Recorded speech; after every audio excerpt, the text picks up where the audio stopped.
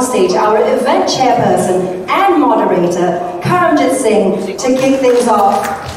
Ladies and gentlemen, Karamjit is Chief Executive Officer of Digital News Asia, an online media portal focusing on tech Asia, Malaysia, Indonesia, and Singapore.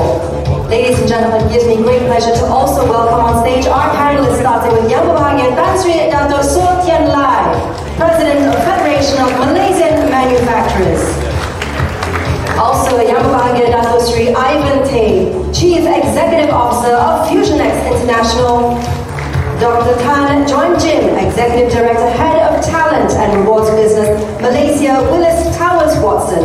And Najib Muhammad Noor, Chief Executive Officer of Strand Aerospace, Malaysia Sendirian Berhad. Ladies and gentlemen, your panelists for panel session 1. Over to you, Karamjit.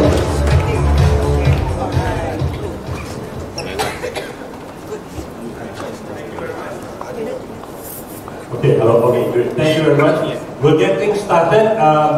The bio of the panelists is not in your program booklet, so I'm just going to take a few minutes to share some highlights of what they've done in their career, so you have a sense of perspective of who's talking to you. Yeah? So just, I'm not going to say bear with me because it's actually very interesting. I'm just cutting it down.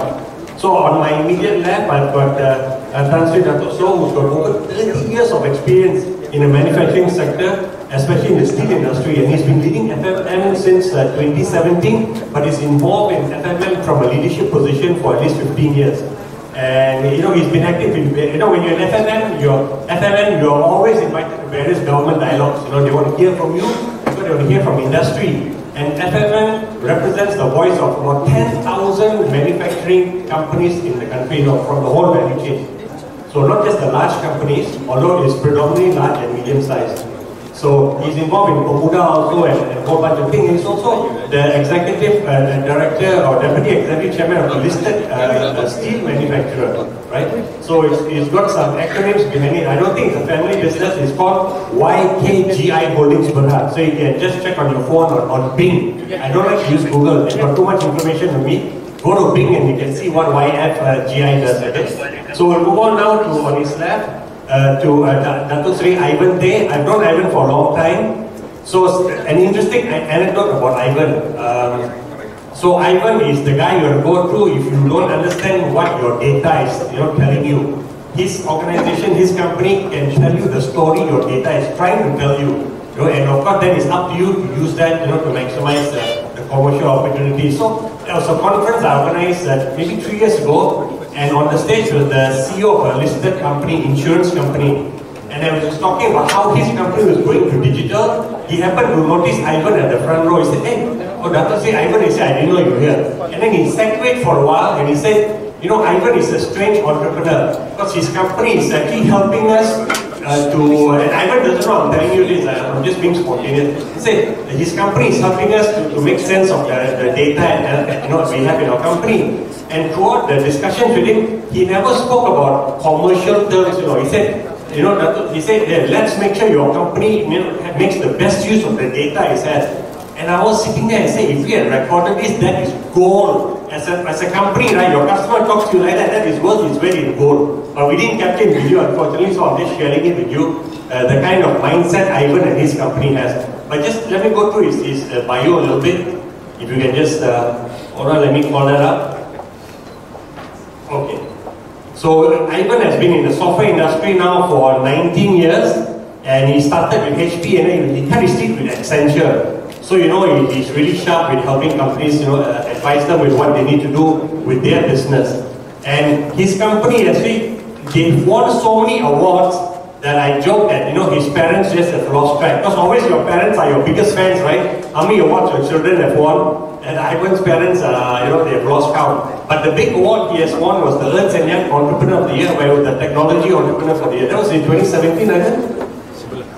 2015 now, yeah. So it seemed quite recent. And then he's frequently invited to be a commentator by international media and local media, especially the business press. Because when he talks about technology, he likes to talk about how technology is impacting your business. And like, you know, Halim was saying, technology for the sake of technology has got no value, right? So Ivan can relate technology to business. So he travels all over the world frequently. I think company is in like 14 countries, and I probably am outdated with that information, always traveling.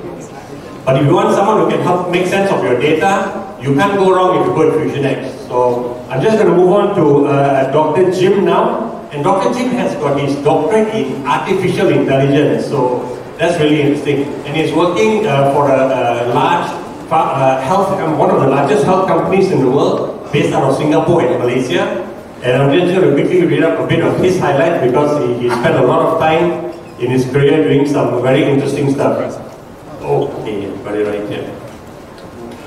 Okay, so right now you can see in your speaker's bio, at least the speaker's list, he's the executive director and head of HR advisory for business for Willis Towers Watson. Actually, it's three companies which came together, right? Yeah. So see how the world of business is changing. You have mergers and then you have demergers, and most of the time it's mergers. So it's three companies coming together, and he leads the overall operations and provides end-to-end HR solutions, for clients in Malaysia and the region. He specializes in organization and workforce strategy that focuses on performance and productivity. So again, like Ivan, he's got 19 years of experience coincidentally in the industry. And then just one quick last one is that he was he was also, this is interesting, before he came on board into the corporate world, he was a research scientist at the Institute of High Performance Computing Agency for Science, Technology and Research in Singapore, A-Star. So he's authored over 20 international papers. So those of you who are wondering what A-Star is doing in terms of his research, you can sit down with Ivan for data right later, and he can tell you all the cutting edge research that goes on there. Then we'll move on to our last, our fourth panelist, and that is Najib. Najib is an entrepreneur. So he started out, let me just get his out also, he just shared with me a very long one and said, I can't read all of this. Again, they're so involved in industry, not just for themselves, they're giving back to society, also being involved in so many panels and in small focus groups and all that, constantly engaging. And also he's the chairman or president of the Malaysian Aerospace Association, right? And that was in 2017. So let me just call up his identity.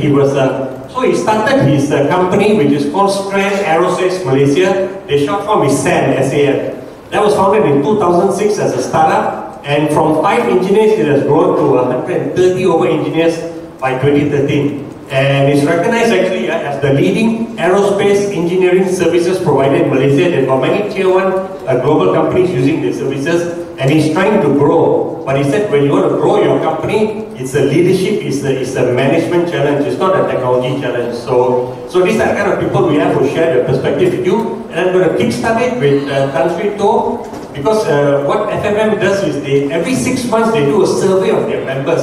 It's like a sentiment business confidence survey. They do it with MIER. Very interesting, and he's got that data fresh off the printing press or whatever, and he's going to share some points from the data with us. Jeff, Tan Sri, the floor is yours. First of all, I would like to say a big thank you to the organizer for inviting FMM to be here this morning.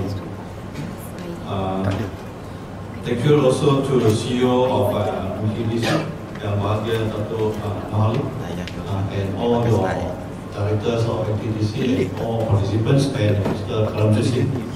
Ladies and gentlemen, I would like to share with you some of the latest developments of this Industry 4.0. Ladies and gentlemen, I just want to ask you a simple question.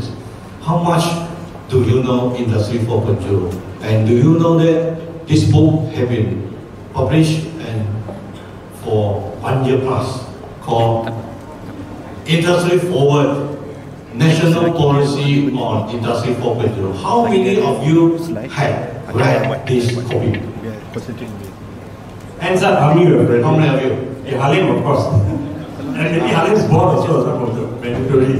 So, ladies and gentlemen, you can see, I don't need to further tell you what will be the result of our survey. You can see it already. But anyway, FMM, in collaborate with MITI, co-organized this last year, October 31st. And the MITI put in all our efforts together with all of industry players.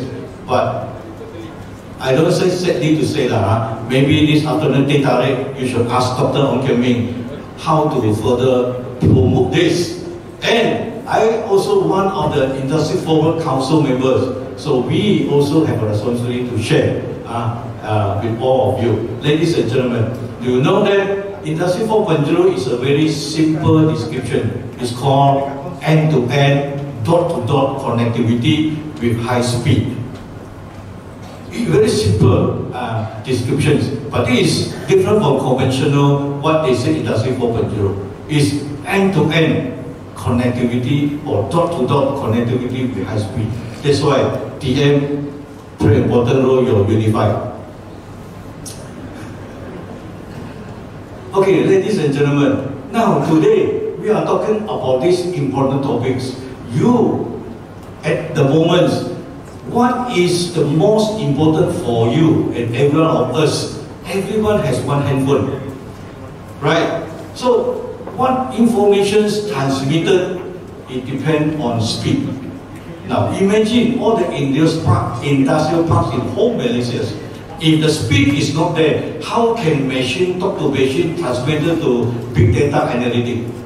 Simple only. Today, you travel from Kuala Lumpur to Semenyih and further down, you can see the speed already.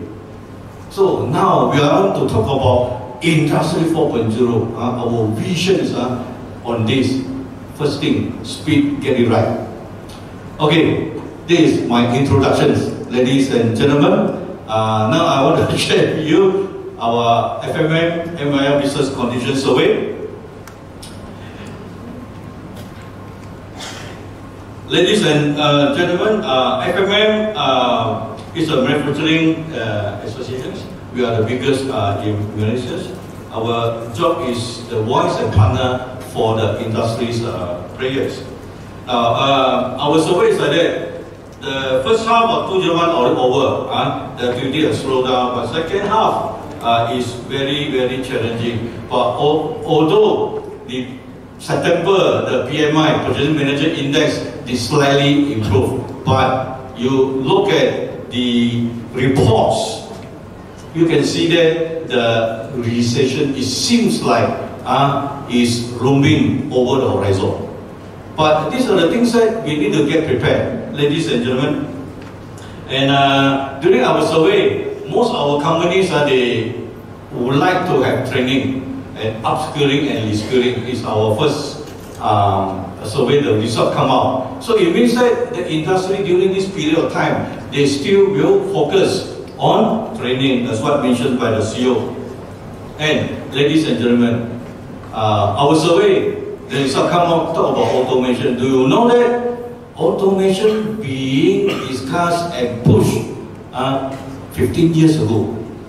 It was 15 years ago, not now. Do you know that, ladies and gentlemen? It's not now. I remember when Tan Sri Lavida Aziz, at that time, 15 years ago, already talking about automation. So, but the survey result is surprising. So, you can see that the survey result, productivity, industry 4.0 related business strategies. Training is the highest. Second is upgrade machinery and equipment. It means that the industries have the desire to upgrade the machines. It means that they would like productivity to be the most important one. And also increase the technical workers. But you look at increased technical workers and you go to the trade TVET interns, it's a drastic difference. One is 37% talking about increased technical workers, but you ask them train TVET interns, only 10%. Why?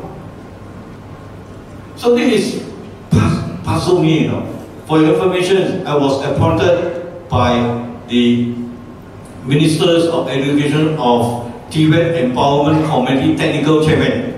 Whereas the TVET Empowerment Committee, Cabinet Committee, is the chairman is YP Dr. Masri. We have discussions, and last week we had launched a very big program called TVET. Do you know what is TVET? It's Technical and Vocational Education and Training.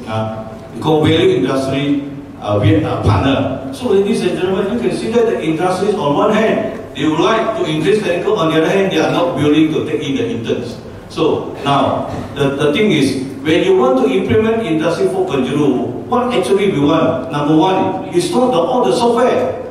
You have all the software put in place, but you don't have the talents. Then how to get things done?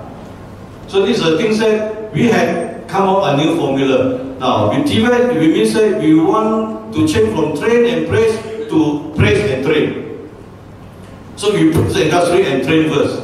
Then we call industry, some of them they have a latest technology. But we have 1,003 TVET institutions, but some of them the equipment are outdated. Now I just want to equate about this Industry 4.0 to talents.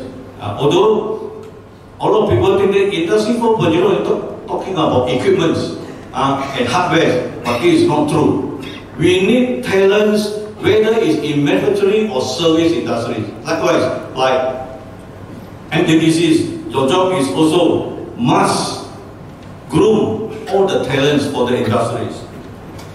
Now, ladies and gentlemen, I want to show you the actual result of the survey. You can see that the statistics is really not encouraging. Although after 1 year, we had implemented industry forward policies, but you look at the results that we surveyed. FMM consists of MNC, multinational companies, LLC, large local companies, medium companies, small companies, micro companies. We have a wide spectrum of statistics coming back. But you look at the statistic, in terms of automation, implemented only 34%, although 15 years already passed.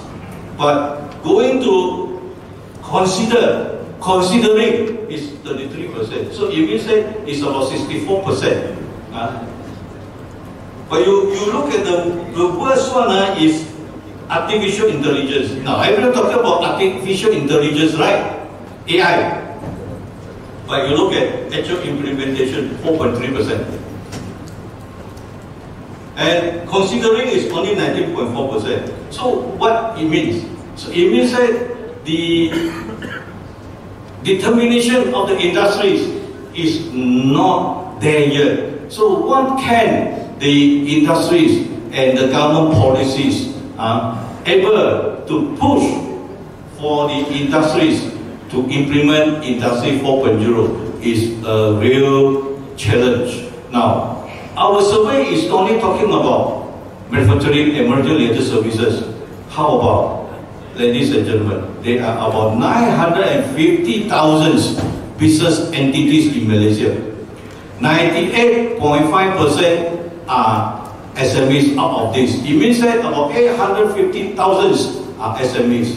So, ladies and gentlemen, how are we to get all these SMEs to adopt and implement Industry 4.0 is a real challenge. Now, if you do not ask the SMEs to implement the Industry 4.0, they will not be equipped with the latest technology. How can SMEs compete? And we have the visions by 2030, about 50% of the GDP growth come from SMEs. So how are we going to make them to be competitive so that we can compete with the neighboring countries? I don't talk about Singapore. Singapore is far ahead. We just talk about Thailand, Vietnam, Indonesia, and Philippines. Now, the less developing countries now is fast catching up. To our surprise, is Yemen. So it means that based on our surveys, as an FMM, as an industries, is very worrying. So I don't want to touch much on this. This is statistic. We can provide that information to you. But the policies of this already here. So it means that the industry forward and all the policies, the policymakers must realize that we need to carry out more. And I want to share with you the one slide talk about this readiness assessment. Now, after this industry forward, we have come out the readiness assessment to check and to help the industries to come forward to register.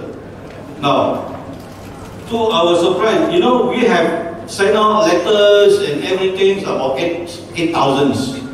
We have about 11 road shows. 11 road shows throughout the whole Malaysia. And the registration is about 623 applications. Ladies and gentlemen, we have 60,000 manufacturing organizations. We have 900 or thousands of business entities. The comeback of application is only 623. So, the committees has gone through all the details and selected 133 SMEs. Okay, and successful one, 58 out of 133 SMEs. And 58 out of 133 SMEs are FMM members. So, it means that the response is also very lukewarm. And I want to share with you is the governments try their best, but some of the industry players, they say that the criteria is too stringent. They say that why you need a manufacturing license?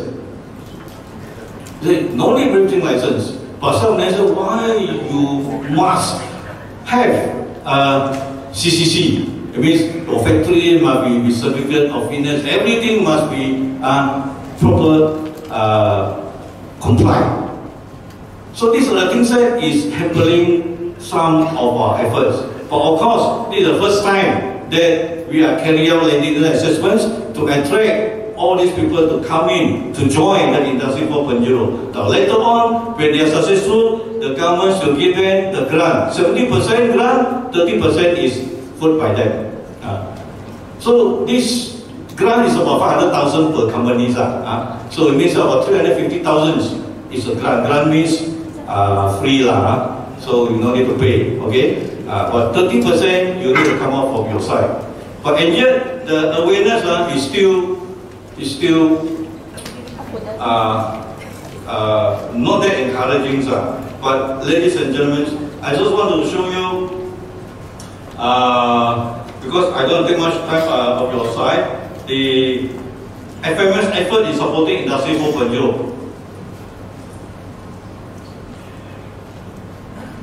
2017 Federation of Malaysian Manufacturers has set up Industry 4.0 working committees. And in October, we launched the first FMA Industry 4.0 conference. It means getting ready for Industry 4.0. And in September 2018, FMM organized the second Industry 4.0 conference called Industry 4.0 and Digitization and FMM Digital Manufacturing Hub MOU with MDEC. So we want to create a digital manufacturing hub. Sometimes, joke aside, MOU, sometimes people say memorandum of undone. But FMM, no. This MOU will make sure it gets it done. And in October, this is wrong, not September, October 31st, we co-organized with MITI to launch an Industry Forward National Policy on Industry 4.0 with MITI, with Prime Minister. And next month, October 30th, this second time, we organize, the PM is coming for first year anniversary. And the ceiling, we also have a series MOU signing for collaboration in Industry 4.0 related activities. So this is only one of the associations FMM. We urge all other associations can carry out all the activities so that we can attract more people to join this called bandwagons, because this is the latest trend. Now, Industry 4.0 is not a choice, it's a must. you must adopt it. If not, you will be out. But SMEs, they are always have this problem. Now, yesterday the Age did publish one of the statement. That statement comes from, although they put my pictures up, I'm talking about the allowance, how the government, the low-hanging fruits, the budget 2020 should handle, like accelerated capital allowance, reinvestment allowance, all these they must give to SMEs. But one of the comments is that you bundling all the AIs as a panacea, it will not solve the issues of the SMEs. So the current SMEs, they are facing the markets, how to sell the product and all this. So you ask them to implement Industry 4.0, then you will come out a big amount of money. Definitely they will find very, very difficult to come out. SMEs or micros, their workforce are 50 workers, 40 workers, 30 workers, even 10 workers and below. You ask them to come out money, they will say, mana ada wang, TCW pun tak cukup wang. Like government TCW tak cukup wang. But all this other thing is, to start at Industry 4.0, does not mean that you need to revamp the whole process. You can start with a small step, with the software upgrading. And all these are small steps, you start first. It involves not big amount of money, but we must start somewhere. Okay, ladies and gentlemen, I want to share with the FMS, this effort is called Educate, Collaborate and Enable. So these are three things that we need to do. So ladies and gentlemen, this I want to share with you. And I hope that this seminar will be a successful one, and all of you will go back and inform, or you are the owner or you are the management, inform we must do something on Industry 4.0. Thank you very much. Thank you, Patrick. So I didn't know you were in the committee for Industry Forward and the Tibet Action Group also. So you can see how busy and how much time is giving back to society. But one key point he made, when he said he tried to strip down Industry 4.0, what their very definition, at least in the Malaysian sense, is end-to-end connectivity. So that's kind of interesting. And I think after Najib will talk about how this connectivity is enabling a radical change in business model for those who dare to change, for those who dare to disrupt yourselves before you are disrupted. So it's kind of interesting. And just a quick point about the talent. In 2017, I interviewed a company called Continental. And if those of you who live around the PG area, you know they've got a big plant in PJs, actually not far from here. And they actually started, and they actually invested, if I'm not wrong, maybe it was actually some Siemens infrastructure. You're right, oh it is, okay, Siemens infrastructure. So they set up like a training room, but it's a Industry 4.0, environment. And he said that the guy, the German who was heading it, said that we are starting to train our technical staff and our engineers also to what Industry 4.0 will look like for our industry. And they started it gradually. So 2017, right, they invested, the decision 2016, invest 2017, start training everyone. And technicians from Alostar would come down throughout the country. Because he said that to us 4.0 is about your people. Every one of our staff have to upgrade themselves. And again, like Halim said, it's actually not about the technology. So very interesting. So with that now, we'll just, I think Ivan just told me that there will be a video played before he goes up and speaks. So, okay, I'll leave it to the engineers at the back of the room.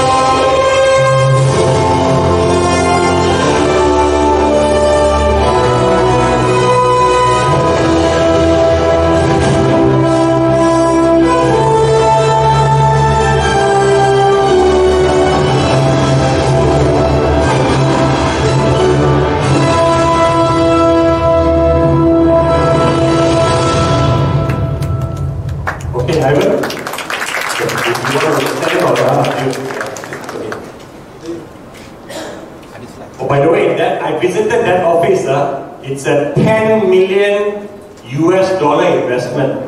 And I was shocked when I saw that a few years ago. And I even said, Karam, I want to attract world-class talent. And world-class talent want to be in a world-class environment. And he's actually, put his money where his mouth is. Okay, Evan, Mike, yours. Thank you, Karam. Very good morning, ladies and gentlemen. It's a real pleasure to be standing in front of you. And thank you to Dato' Halim and the MTCE team for organizing this and for inviting us, as well as my fellow distinguished panel speakers. It's always great and always heartwarming to see lots of thought leaders, industry captains, policymakers, national leaders gathered together as we come for a good cause, and we're very proud to be here. Now, my secretary just reminded me that I've been to 28 countries over the last 12 months. I've traveled all across to Southeast Asia, North Asia, the Middle East, Europe, the United States, and all to the other continents such as Africa as well. And one of the things that I see and I enjoy always is to learn about the different cultures, the different languages. And when I go to the Philippines, they think I'm Filipino. When I go to Thailand, they think Kokun Krap, Sawadee Krap. They think I'm Thai. When I go to Indonesia, they say, can you speak Bahasa Indonesia? And I say, of course, bisa. Right? And of course, if you go to the Europe and the UK, they think that you're British. And if you go to the United States, they think you're American or Chinese. But you go to China, they think you're Putonghua, you can speak Mandarin. And Hong Kong, nowadays not so much, so we don't go to Hong Kong that much, but Cantonese as well. But jokes aside, I'm very, very proud that we're born and bred in Malaysia, and very, very proud to be Malaysian. Ladies and gentlemen, whenever we travel to different parts of the world, one thing is great. It's always great to be back home here in Malaysia, minus the haze. So today, I want to share with you a little bit about lots of things. One of the things is that when I go to Korea, they always think I'm from this K-pop industry. Right, so I'm just going to go very, very quickly. Now, one of the things that we see on this screen, if you notice this screen, what is this that you see on the screen? Anybody knows what this is? This is a supercomputer. A supercomputer, and if you take a look at the results over here, this is the machine that contributed in the landing of Apollo 11 in 1969. This is the thing that landed on the moon. We're going to have a light-hearted conversation today, more of a sharing. And if you take a look at what happened back then, this machine, this supercomputer that you see, was 6 megabytes in programming size. That's 6 megabytes. How big do you think your phone is right now? Your mobile phone, 256 not megabytes but gigabytes, or 512 gigabytes. That is 80,000 times the size of this super machine. Your mobile phone is more powerful that it can have camera, images, videos, word processing, internet, all in one single phone. That's how far technology is advanced, giving us the ability to do more things in a much shorter time. And today, the current landscape that we see is that in the last 60 seconds while I'm on stage, Eventbrite, Google, more than 1,000 million swipes, you can see 156 emails sent out within the last 60 seconds, you see 3.8 million searches happening on Google. There's a ton of things that are happening as we speak. E-commerce, people are buying online when you're sleeping, when you're eating.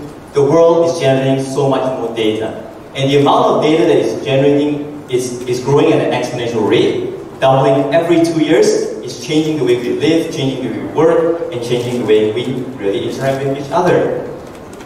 So, which is the largest country in the world by population? Can I raise your hand? And which is the largest country? China, correct. Which is the second largest country? India. Third largest country? Indonesia, okay. So let's see what's the largest country. Right, so you're right. The largest country in the world by population, China, 1.43 billion. Second largest, India, you're correct, 1.36 billion. The third one, unfortunately, is not Indonesia. By the way, US is larger than Indonesia. But even it's not Indonesia, not US. It is Facebook, followed by Tencent, then WhatsApp, then the United States, then Google, then Indonesia, LinkedIn, and Twitter. You might laugh at all this is, and you might think it's a joke, but this is how we need to be looking at the world. There's a connectivity between the physical and the digital world. If you're trying to target audience to be your customers, this could be a population for you, for Facebook, or Twitter, or LinkedIn, and so on and so forth. Now this is as at 2016. What about if we take a look at this year, 2019? Facebook announced they have 2 billion users. That's more than China. So the new world order shows us that it's Facebook, China, India, Tencent, WhatsApp, Alibaba, United States, Google, Indonesia, and LinkedIn. It is no longer China, India, it is no longer US, followed by Indonesia, then Pakistan. It is no longer our. This is the new world order that we see, and this could be our target audience. So the world has changed, and big data has changed the world forever. If you take the years to reach 50 million users, the radio industry took 38 years, TV 13 years, internet 4 years, iPod 4 years, and Facebook took 9 months to reach 100 million users. Staggering, but real and true. Today, we have 7.7 billion people on the face of the earth, and we have 7 billion connected devices. How many of us here have more than one device, more than one connected device? It's okay, I will not ask you to raise your hands. Those who have more than one connected device, please don't raise your hands. Everybody, right? You have a mobile phone, you have a TV, you have a tablet, you have a PC, you have a laptop, maybe you even have a connected car as well. And there's going to be more and more. But by 2022, the world would have exceeded 30 billion connected devices because more and less having more than one device. And when you take a look at business today, when we think of Malaysia, when we think of Southeast Asia, business can seem fine and simple.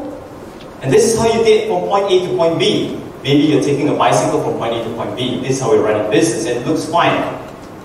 Or so we think, until somebody else can go from point A to point B using a turbo car, using a race car, using a helicopter, using a jet.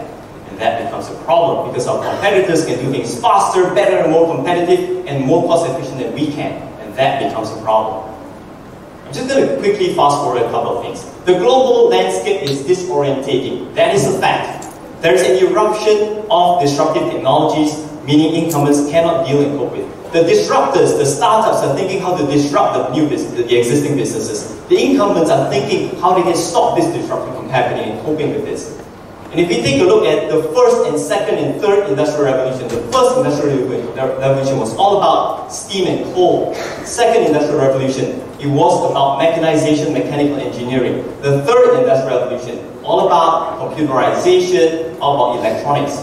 But the fourth industrial revolution, every time we see an industrial revolution, there's a major shift in economic wealth, in resources. But the fourth industrial revolution is the biggest of its all. It's not one industry that is going to be affected, it's all industries across the world that is going to be affected in an unprecedented space.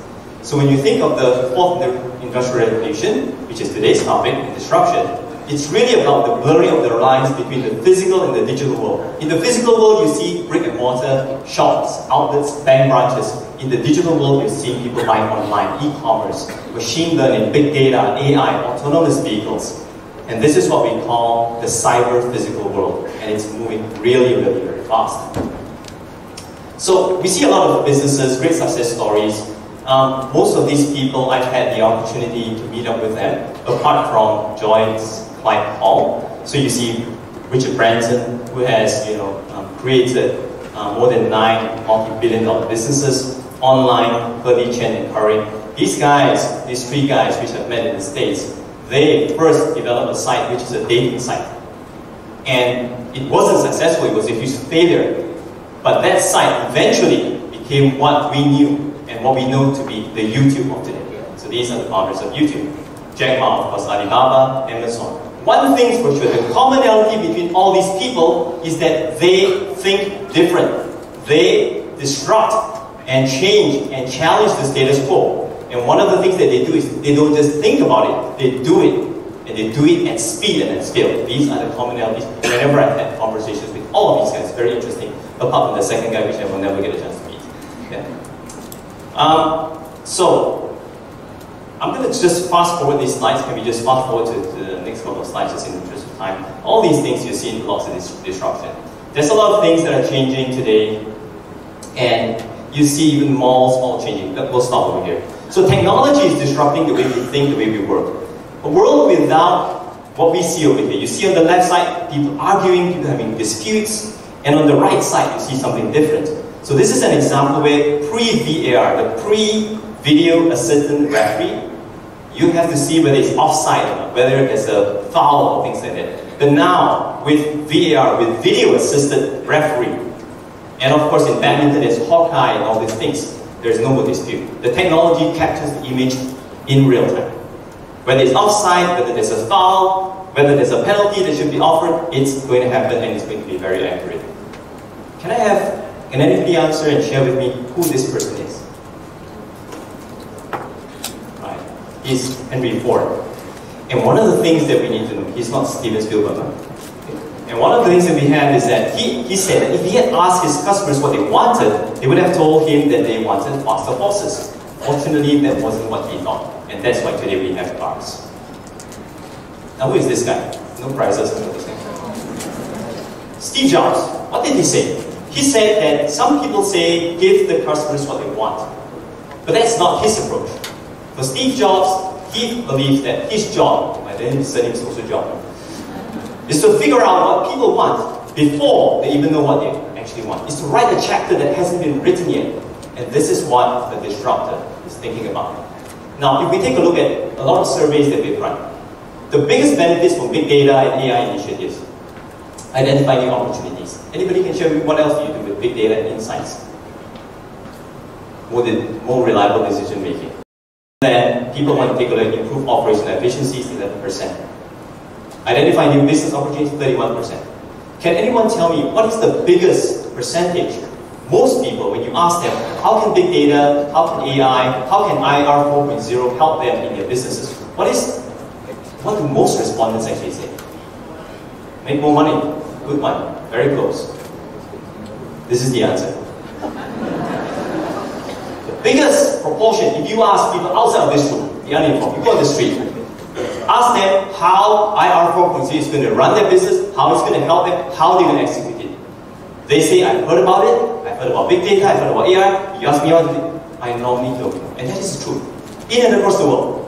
And that is a big challenge, a big problem, but also a huge opportunity for us here in Malaysia, because everybody is facing this problem, not just in Malaysia. Champions and leaders are simply those who understand there is very little difference between obstacle and opportunity. And those who are able to turn this to their advantage will be the ones who thrive and succeed.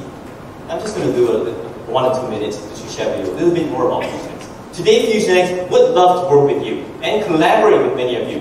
Startups, industry leaders, policymakers, governments, enterprises, small and medium enterprises. We are a market leader in the big data and AI space. We help customers increase their revenue, we help customers improve their optimization, lower down their costs, and make sure that, to what the gentleman mentioned over there, they make more money. In an ethical and in a data-driven way, not because of gut feeling, just sometimes. FusionX is always featured on many of these events with this partner. We've had the pleasure of having Karam Jidis, my moderator, for I don't know how many years, right? So he's an amazing guy, a permanent fixture in one of these events. And of course, we constantly try to engage with the industry. So we're more than happy to collaborate, work with events, with academia, with universities, with the media, with World Bank, and many of the others as well.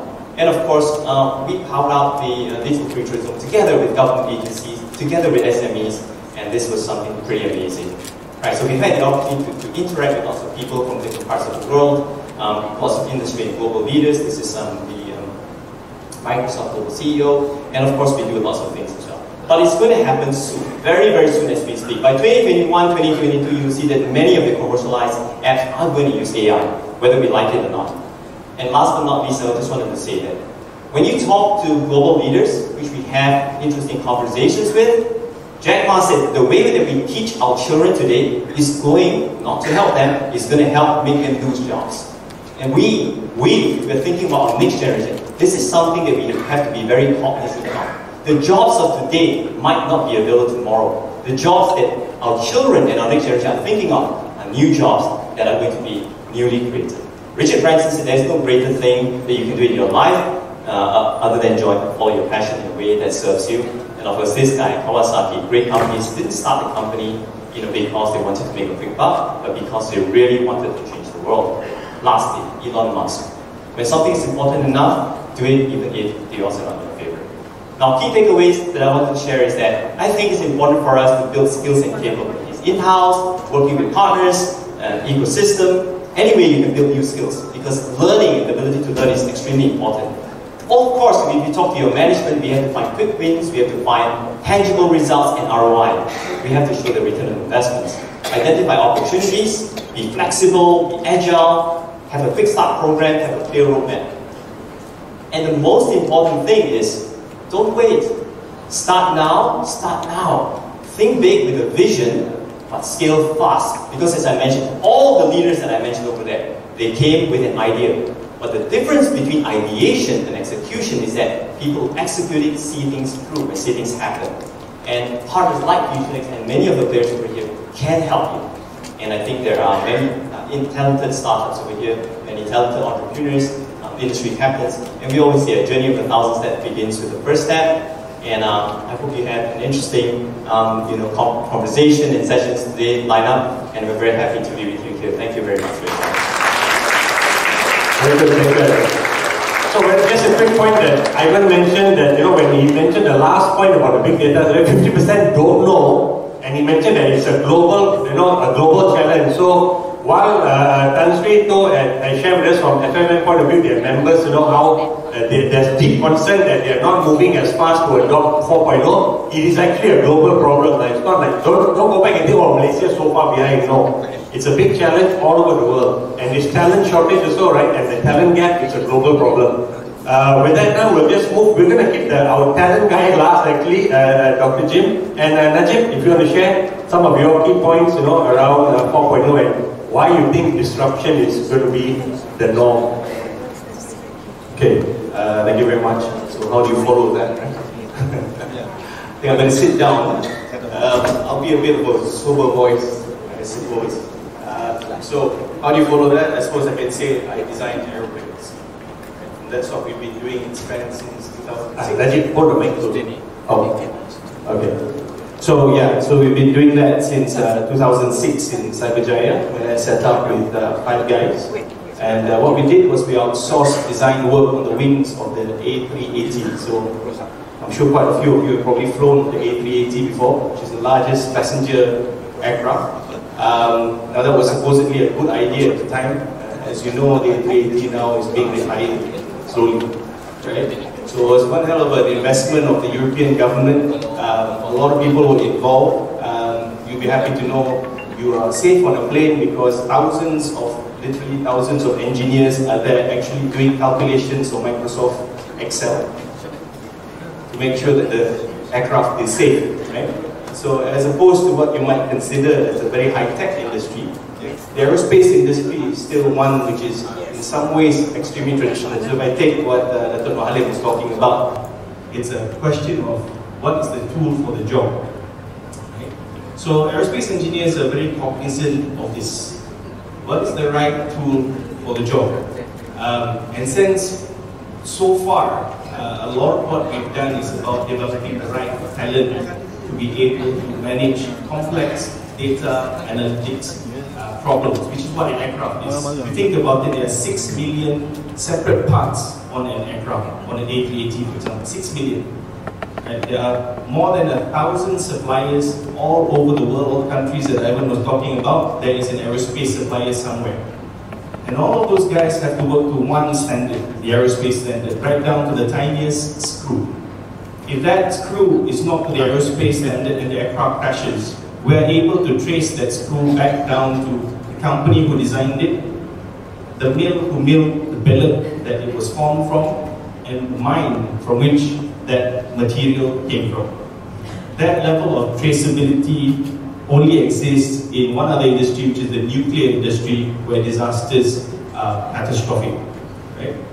So with that kind of sober view of what it is it takes to engineer a product, I founded the company. Now we're 100 plus engineers. We then had to look at creating our own market in Malaysia. So we were serving mainly the Airbus supply chain in Europe. So I was 10 years in the United Kingdom servicing France, Germany, and so on and so forth. So when I came to Malaysia, the first thing we had to do is figure out how we're going to develop the people that would be able to do this. So we talk about the talent issue in Malaysia. I think this is not very well understood what the talent issue is. It gets narrowed down to something called either technical skills, or the worst thing I think of is soft skills. Yeah? What is a soft skill? Right? I think the thing that we're really looking at is professional skills. And those professional skills, one of the most basic things Malaysians tend to struggle with is the skill of communication. And what does that mean, right? So I think as Ivan was talking about, today we have to collaborate on a global scale. A global scale. You as a Malaysian working in an aerospace project have to be as good as the guy at NASA, have to be as good as the guy at Airbus. You cannot be just Malaysian standard or Asian standard. You have to be world class from day one. And that's really what the connected world is about. And I don't think Malaysians really appreciate that that's the challenge that is before us. Right? We are no longer able to resign ourselves to being just good for where we are. You have to be the best in the world to be relevant to today's market. What you do have is the biggest market, growing market probably in the world. For aerospace, 40% of all sales of Airbus and Boeing are in this region. We are bigger than the North American market. AirAsia is the biggest client to Airbus in the entire world. And when you get on an AirAsia aircraft, and you look at the back of the wing of the aircraft, everything that moves is made in Malaysia. And it was designed in Malaysia as well. So does that feel you confident? Right? Now we've been doing this for more than 30 years. So sometimes I think what it is that we have to really understand what the requirement is before we can engineer what the solution is. And I think when it comes to, if I can take Tan Sri's points just now, you talked about the readiness. So as the president of Malaysian Aerospace Industry Association, I have 80 companies under me. It's growing. It's only been around for 2 years. We're growing exponentially because a lot of SMEs that Dr. Noali was talking about are beginning to try and go into the technology space, right? And somehow in their minds, the first thing, including politicians today, first thing comes to your mind is aerospace, right? Because it looks like that's where, you know, if you can go into the sky like in Star Trek, right? If you can go into the sky, then you can do anything, right? So as these guys try and migrate into the aerospace industry, we find some very basic issues with them. And I think Industry 4.0 as a label has a very powerful way of distracting us from what the real issues are. And fundamentally, most Malaysian companies do not have proper processes in place. Right? We make stuff. There's I remember I was at one of the associations, manufacturing associations events. And they brought up two very interesting points, right? So the first thing is they were sharing issues on productivity. Okay? Productivity. So we have to increase our productivity. So they had Malaysian Productivity Corporation there as well. But the example that they were giving, this was not a small company, this was a multi-million-dollar company, I think probably 300-400 million revenue company. They were saying, I'm sure you can relate to this problem that I'm going to share with you. I make machines. In my machine, I have a fuel tank. A fuel tank is supplied from someone in Klang. My machine manufacturer is in Malacca. Right? I receive the fuel tank and I find there's dirt in the fuel tank. A fuel tank with dirt in it is completely useless. Right? It has to be scrapped. So I call the guy up and I say, hey, what happened to the fuel tank? Boss, yesterday my bungalow quit. Right? So I had to find a new bungalow overnight. Okay? And he said, see, look at this. This is where we lose out in productivity. Now I'm an aerospace engineer, right? To me, that is a horror situation. I can flag probably 20 non-conformances in that first sentence that he said. He's delivered a non-conforming product. That means there's no outward QC. He's talked about a labor that was not trained before he went onto the job. Right? And I can only imagine what kind of good inwards outwards process that he has apart from the productivity, the production process in itself. So if you don't have a proper process, then what do you automate? You don't even know where to start to automate. And I believe more than 60% of the manufacturing in this country is subject to that kind of situation. In that kind of situation, most of these guys, I believe, they probably make their money from many years of working for Panasonic, Matsushita, and so on and so forth, off-takers from the manufacturing there. There would have been people who had worked in these factories, went got a bank loan, started one machine shop, now has 50 machines. They've grown this business, they've become multi-millionaires, sent their kids overseas to study, these kids don't want to come back and work in a factory, that factory is going to grow. And I think that's the future of most of our SMEs that we have today. So I think Dr. Mahalim has really taken this on board at MTCE to see where are we going to create the next batch of SMEs. I think Evan is a fantastic example of one of those kind of guys that's going to come and bring this issue, right? But the fundamental thing is the second example that was given to me at that event was that, so these guys sell heavy equipment to One Belt, One Road in China. Massive consumer now of heavy equipment. And what they said to them, they just came back from that, they said, hey guys, by the way, One Belt, One Road said, I cannot work with you anymore. And so, why can't you work with us anymore? You know, they said, well, if you want to, we first have to consider you have to completely change your business model. So what do you mean by that? So now we won't buy any more equipment. Oh, you won't buy equipment, what will you buy? I'm going to buy service only. So what does that mean? On the invoice, if the guy was selling cranes, the invoice doesn't say 5 cranes anymore. It says 500 hours of crane service. The guy who produces a crane and tries to make a margin on the crane versus the guy who's trying to sell an hour of crane services is two completely different businesses, two completely different technologies. And that, I don't think, has really sunk in, because it's equivalent of if you're producing CDs today and you've invested all this capital in machines for CDs, plastic for CD manufacturing, and so on and so forth, and Spotify has come along. You will never recover that capex. That talent that you're trained is completely irrelevant to what has come, right?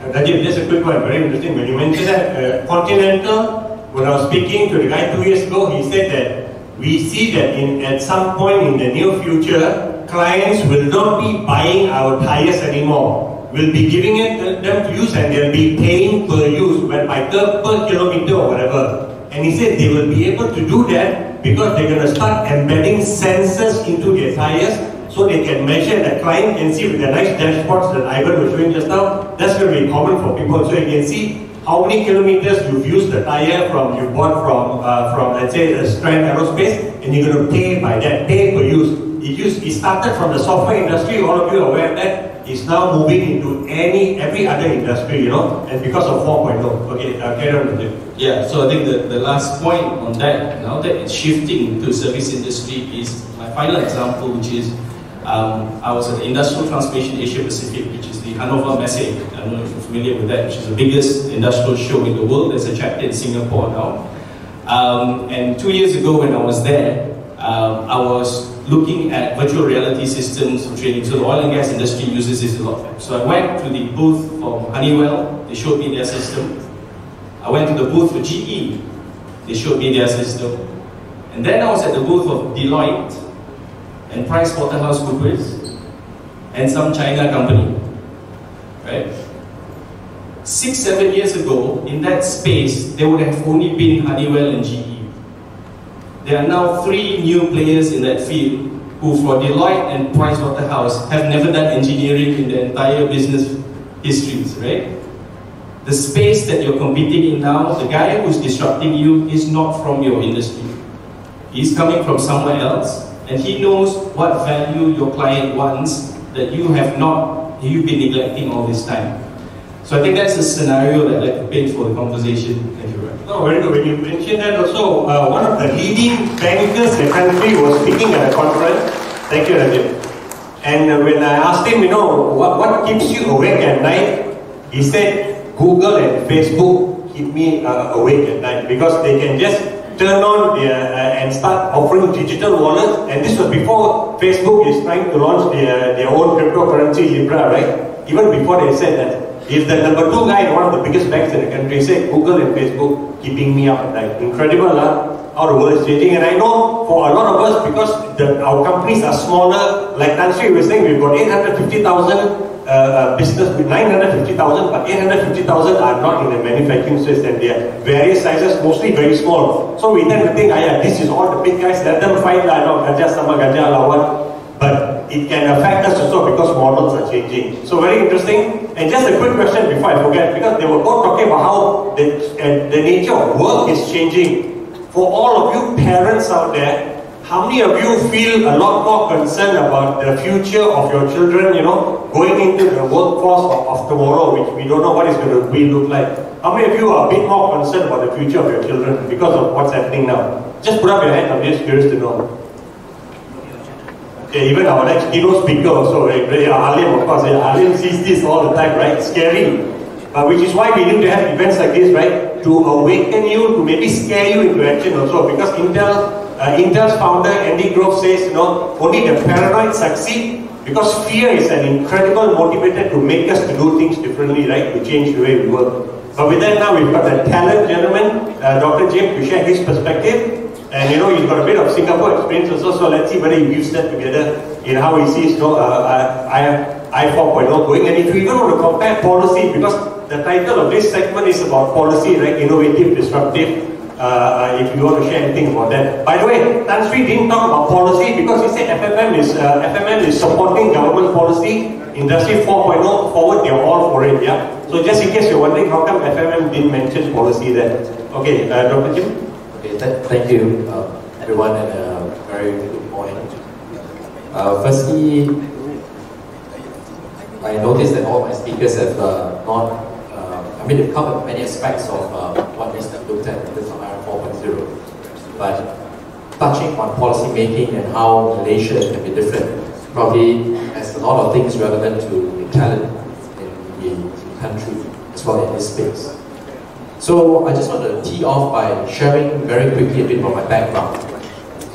When I first graduated in my PhD in artificial intelligence was in the 2000s, early 2000s, and when I came back from the UK at the age of 24, nobody knew what artificial intelligence means.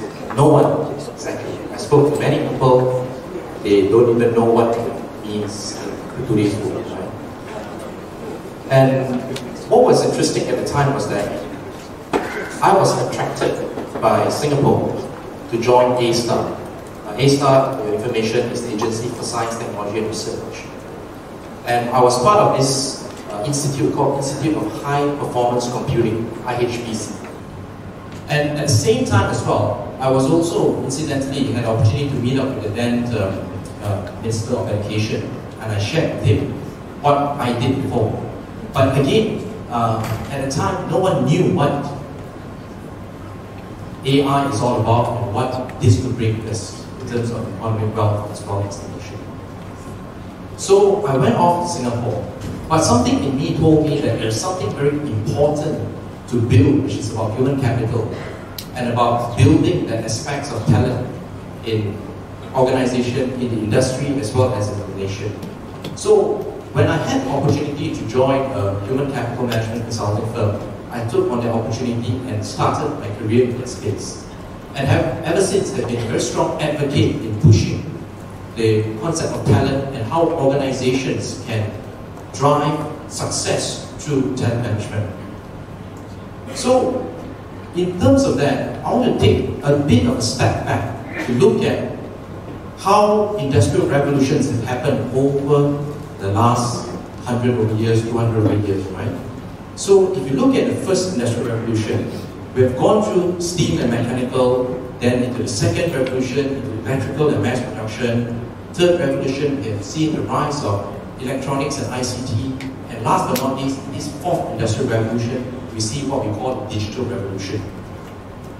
But what we can take away from the past revolution was something that, or what is created in terms of its aftermath.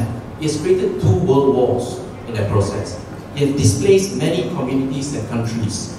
It has created countries who are more superior to take poorer countries. And the list goes on in terms of its aftermath of each industrial revolution. So my question for policymakers in the 4th digital revolution is that what will that aftermath be for us? Right? Just to share with you some statistics, right? If you look at one of the biggest fears in the 4th industrial revolution is 2 things. Number 1 is inequality of wealth distribution. Number 2 is job loss. Right? By the way, I'm no skeptic to the Industrial Revolution forward. In fact, I'm a big proponent and supporter of it. But I just want to sort of raise this issue since we're on the topic. Right? So if you look at wealth inequality, and if you look at the US, since the 1900s all the way to now, 0.1% of the population of the US back then owns 7% of the wealth of the country, whereby the bottom 90% owns roughly about 35 to 40% of the wealth of the population. Guess what that position is now in the 2010s? It's almost the same at 20%. Meaning to say that the wealth of the 0.1% is equivalent in terms of sharing of the wealth shared by the 90% of the population. That, to me, is crazy, right? And just for your information, in 2018, there was a study done by the World Economic Forum saying that there's about 280 trillion in value globally, and the top 1% owns 50% of that wealth. Okay? So what I'm trying to say here is that there's going to be a huge aftermath of what the next revolution, or this revolution that we're going through, will bring us. And just also as a peek into the future of what policymakers must do to drive equality in wealth distribution. I think it's something that we sometimes forget, because when we look at pushing for new frontiers, we look at entrepreneurship, and we look at all sorts of capitalism, we are all, to some extent, yes, it is to build wealth, but it's also wealth in what sense? Is it distributed to the rest, or is it distributed to just one or few people? Then the second thing that's very noticeable as well is that... Doctor, just one quick second. It's already at 11 o'clock. I'm shocked that the time has gone by. And Tan Sri has to leave in 15 minutes for an appointment, a meeting, because there's going to be a big event going on tonight. So I'm just saying this, after Jim finishes, whoever has a question for Tan Sri, please ask him, and then as he's running out, you better follow him out and ask him your questions also, okay? Alright, sorry, that's it. Okay. And then give us the time queue. Are we down to like 5 or 10 minutes or so? Okay. Alright, sorry. Okay. So, the second point here is about job loss, right? So, as we can see, there's about 2 million of jobs that's created every year in terms of new jobs. But is that globally or Malaysia? Yeah, that's global. 2 million. Right? But there's also significantly about 5 million jobs that will be lost in the next couple of years due to automation, due to digitalization. Right? So the question here is that how are countries and policymakers going to be dealing with this sort of problems? Because what that will create could be social unrest. What that will create could be things that, what I mentioned earlier about the wealth inequality and the aftermath of it.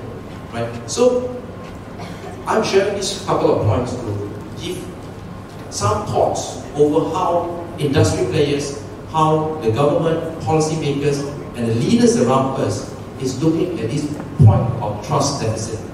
Will people, nations, and people like ordinary people like you and I have that trust deficit of the countries and industries, or even the organizations that we work with? So, bearing that point, I'll break down a notch lower from more of the government level to the next level, talking about the industry and talent. And it's not my intention to share an example that I see in Singapore, because I know that two countries are different. There are different policymakers, there are different ways of doing things. It's a much smaller nation and so on and so forth. But the important thing here is that what was done very differently in terms of industry building was how Singapore built the interactive and digital media industry from nothing, literally. So in the midst of 2000s, sometime in 2004, 2005, Singapore has started this process of building up a new industry, which is the creative media industry. And to its success, quite a number of things that were created out of that way, which is things like, I'm sure most of you have watched Star Wars, right? You know what Star Wars is, right? For example, the animated series Clone Wars, 70% of it was produced in Singapore, right? And from that process as well, they have created multiple gaming and things like Romance of the Three Kingdoms, things done by Kobe, Konami, and Sega, some of the popular console gaming brand names that we know of, in terms of the products and services that has come out of the Singapore industry. But what was important in that process was that the focus in terms of building talent and apprenticeship. So in the start of building that, the policies were very critical with regards to how they attract these big names into the country. And at the time, they attracted people like Kobe, they attracted people like Sega, they attracted people like Konami. But one thing they did very differently was that they set a couple of their own Singaporean people to be working at these different companies for the next couple of years. But with the promise that when they come back, these companies will also start setting up centers in Singapore. And in that process, it generated talent and the creation of jobs in the country. And together with that, they also work very closely with the academicians as well as the learning institutions in providing and creating courses that were relevant for this industry. That's kind of like the triple helix Halim was referring to earlier also in his, okay. That's right.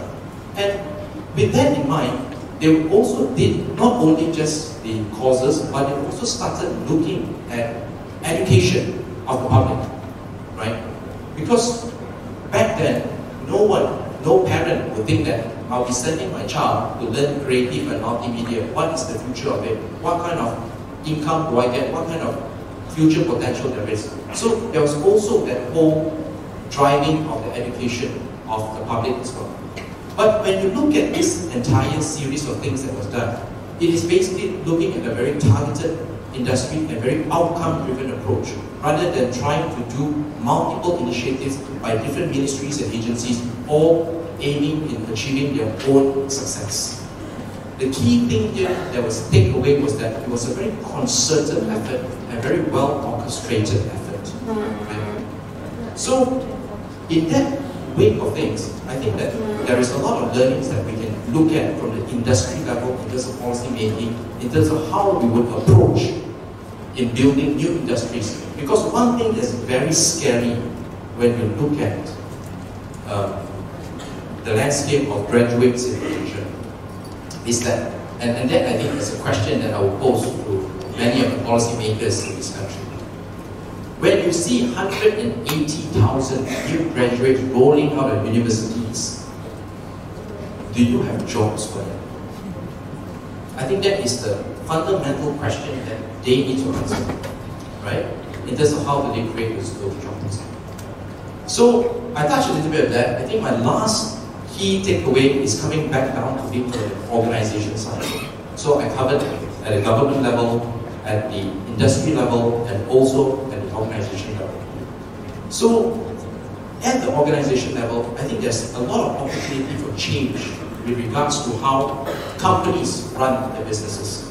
I mean, if I take, for example, Tan Sri's sharing earlier, and if you notice, out of that survey that was done, the top 4 to 5 things, which talks about automation, talks about cloud computing, digitalization, all that, seems to me falls more under the category of cost reduction, right? But there's very little in terms of value creation, which are the things at the bottom, such as AI, big data, right, augmented reality, and so on and so forth. So, if our focus is about just managing the bottom line costs and not creating new value, this will create displacements of jobs. And very much so is how would organizations play a role in creating that environment and that mindset for change to happen. Right?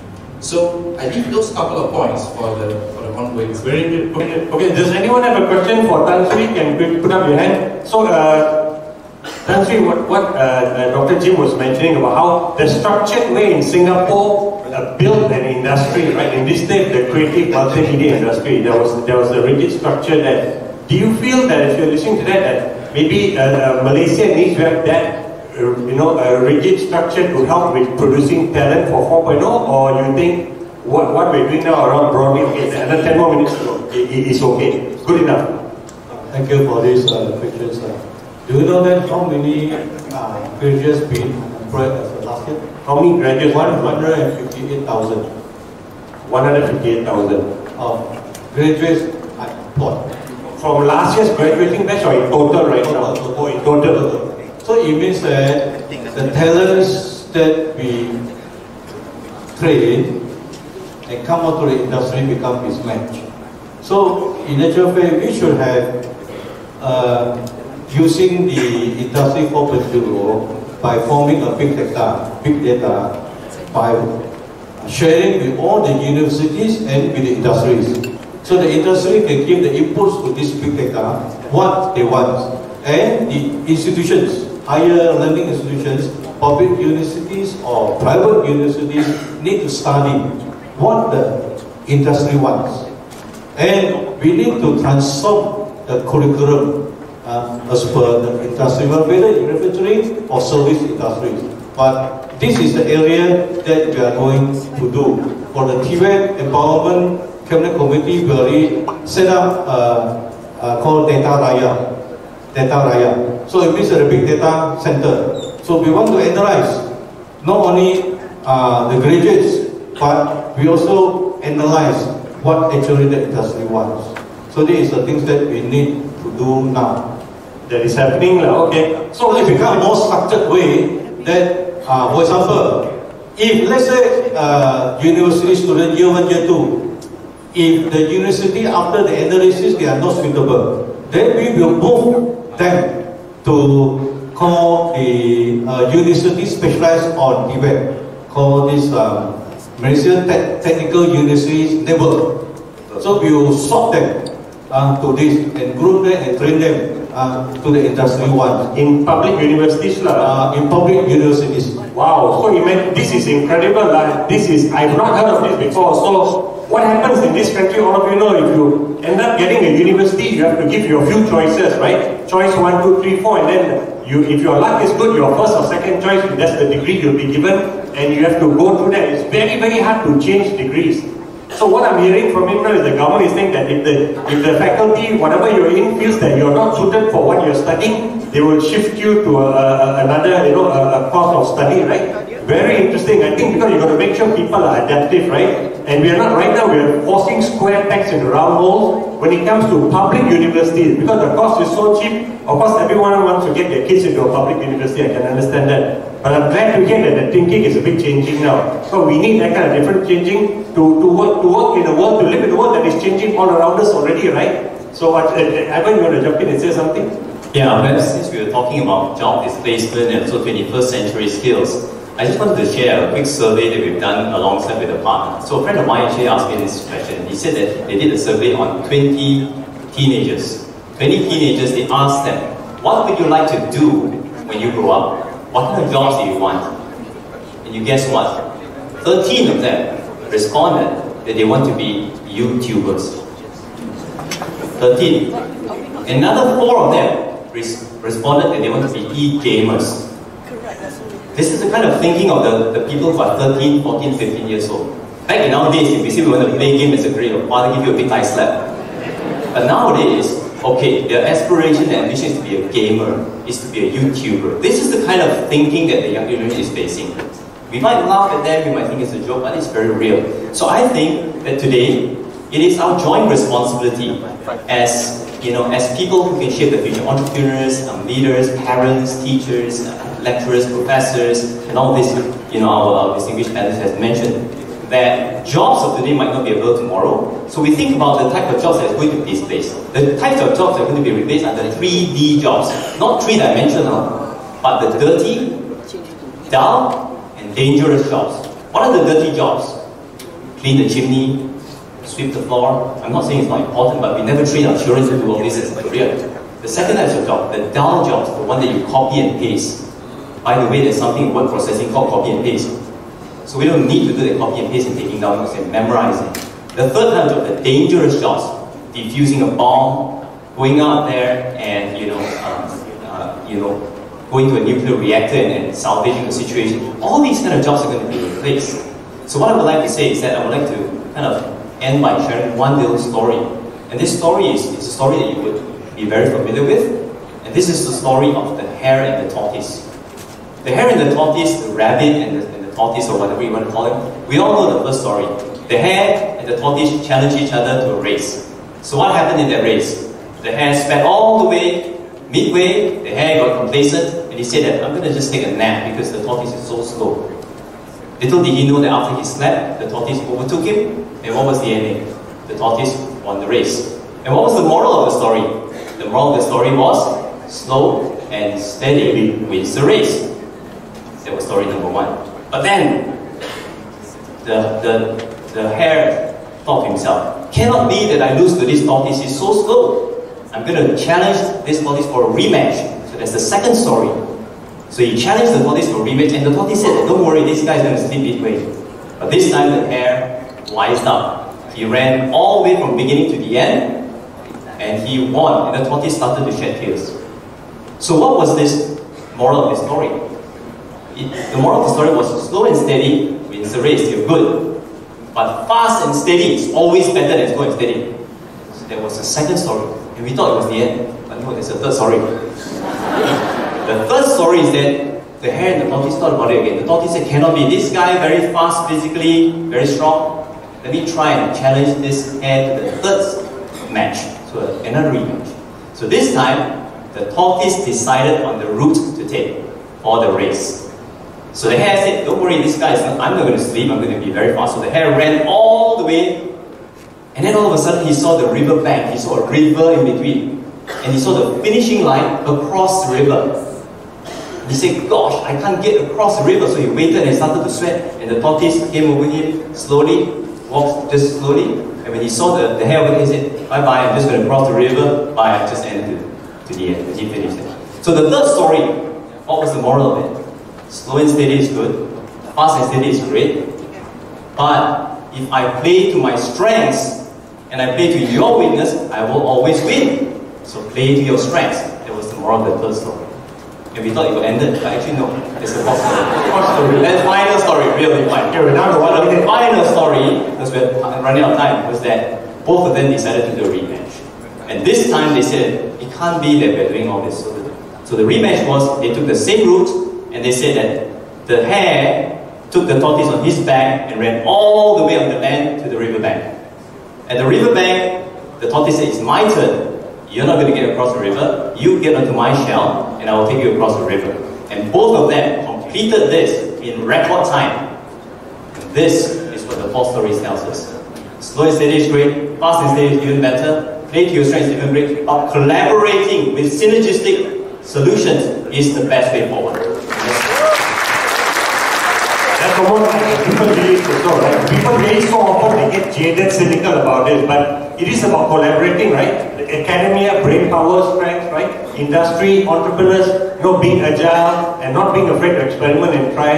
Fantastic. So good. Najib and Dr. Jim, do you want to have quick last comments before we leave? Because unless there's a question, we have to end the session because we've got a minister also coming later. Do you want to say anything else, Ed?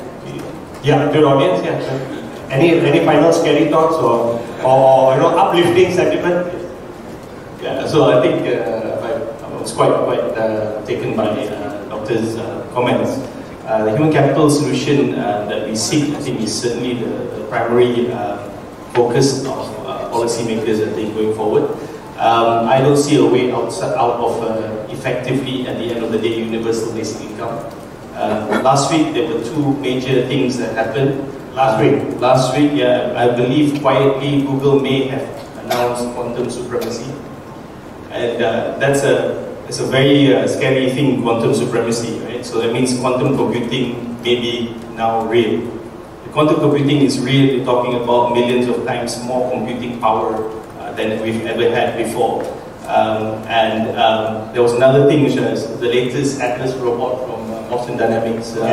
You saw it during the parkour demonstration.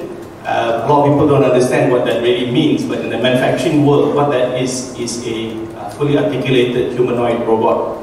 And what I see there is a change in capital expense. Because today, if you go to a factory and you say automate, You'll have a robot which is fixed to the racks in the warehouse, taking the stuff down, and then an AGV picking it up, taking it to the machine center, a robotic arm picking up the thing, putting it to the machine cutting it, and then out comes a product, right? So that's 4 different robots contributing automation.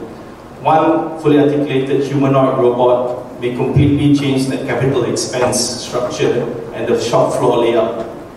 And the guy who has invested in all that automation may have his business disrupted by one robot connected to a quantum computing capability connected to the world, manufacturing things in 3D printed reality, right? So that disruption, I think now is not a 10-year story. I think it's less than a 10-year story, and I think that's what we're really preparing for. Wow, absolutely scary to hear that. Imagine a humanoid robot that can now do parkour, which means it's incredibly flexible. The bugger can probably do bhangra better than me. I'm not happy about that. But you know how, see, Najib relates it to shop floor, right? Layout, processes, unbelievable. Dr. Jim, last words for you, then we're going to end the circuit. Okay, I think the thing that I want as a key takeaway is that the principle of having that game changer is critical in what we need to have in our talent. If you look at companies like Uber, Grab and all that, who would in a mind think that I want to work for a taxi company, right? If you ask anyone who grew up with their ambition, no one tells you they want to be a taxi driver or work for a taxi company. But today, they're attracting all the talents that we have in the market, and one of the best minds as well working for them. So what I'm trying to say is that be bold, be ready to pick what is needed in the market, capitalize on that, see the trajectory, game change it, and the opportunity is for us for the taking.